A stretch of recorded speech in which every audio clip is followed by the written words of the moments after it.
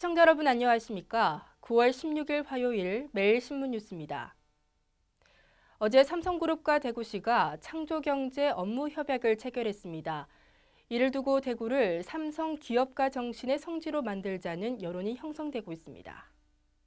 삼성은 대구 창조경제혁신센터 내에 청년 벤처기업들을 위한 크리에이티브 랩을 설치하고 옛 젤모직터를 창업보육센터, 삼성 메모리어 파크 등이 들어서는 대구 창조경제단지로 조성한다는 계획을 밝혔습니다.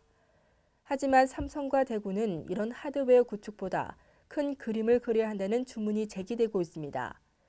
즉 창조경제단지를 직원보다 관광객이 더 많이 찾는 구글 본사 같은 창조적 콘텐츠로 채워 대구 마케팅으로 이어지도록 하자는 것입니다. 연구소 관계자는 대구를 삼성 기업가 정신의 성지로 조성하는 대구시와 삼성의 장기적인 안목이 필요하다며 대구는 삼성의 투자에만 매달릴 것이 아니라 삼성과 지속적인 파트너 관계를 유지할 수 있는 환경을 만들어야 한다고 강조했습니다. 대구시와 삼성이 대구를 세계적인 창조경제 허브로 육성하기 위해 본격 손을 맞잡았습니다.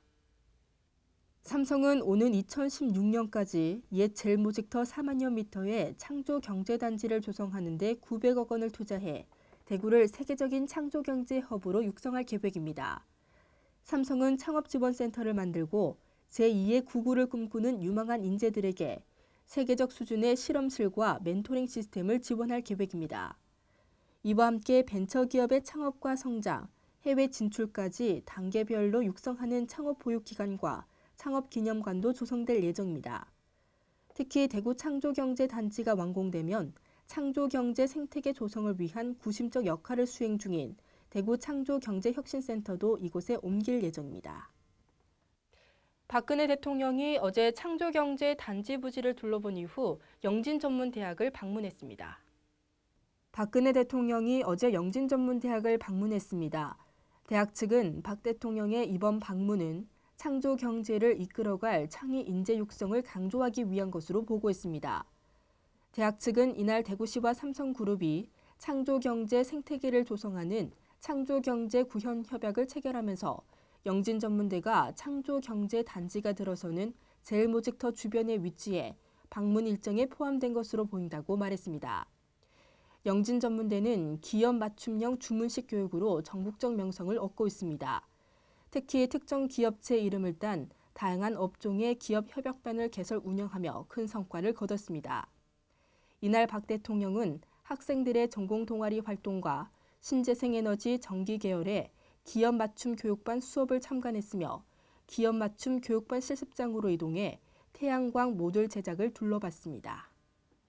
대구시와 새누리당 대구시당과의 당정협의회에서 지역 의원들은 대구 발전의 방향과 전략을 강하게 주문했습니다.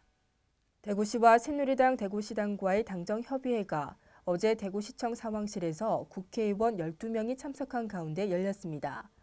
이날 협의회에서 국회의원들은 삼성이 투자할 수 있도록 대구시가 아이디어를 내야하며 삼성과 중앙정부가 동의하는 구체적 플랜을 내놓아야 한다고 강조했습니다. 특히 삼성 전기자동차 사업 제안에 대해 과거 삼성이 자동차를 대구에서 생산했고 대구의 자동차 부품 산업을 감안하면 전기자동차에 대해 관심을 기울일 필요가 있다며 전기자동차 산업 유치를 검토해야 한다고 밝혔습니다. 또한 대구시의 비전과 메가 프로젝트 개발 요구에 대해서는 대구시가 비전을 제시하고 중장기적인 계획 수립과 대구의 방향성, 창조경제 인프라나 제도 역시 다른 도시와 차별화해야 한다고 주문했습니다. 이 밖에도 남북권 신공항과 대구 치수원 이전 문제가 거론됐으며 월성 신도시 도로 건설과 서대구 KTX 역사 건립을 위한 태스크포스 구성도 건의됐습니다. 정부가 주민세와 자동차세를 100% 이상 인상하는 개정안을 입법 예고했습니다.